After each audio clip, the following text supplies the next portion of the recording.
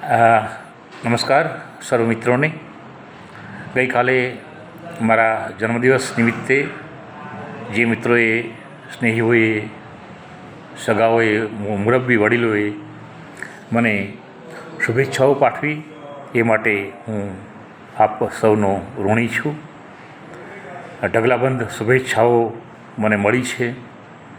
વોટ્સઅપના માધ્યમથી, ફેસબુકના માધ્યમથી, યુટ્યુબના માધ્યમથી. શૈલેષ પંડ્યા ભીનાશનો પણ હું ખાસ આભારી છું. એ સિવાય પણ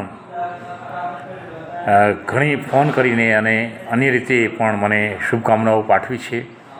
એ માટે હું સૌનો હૃદયપૂર્વક આભાર માનું છું.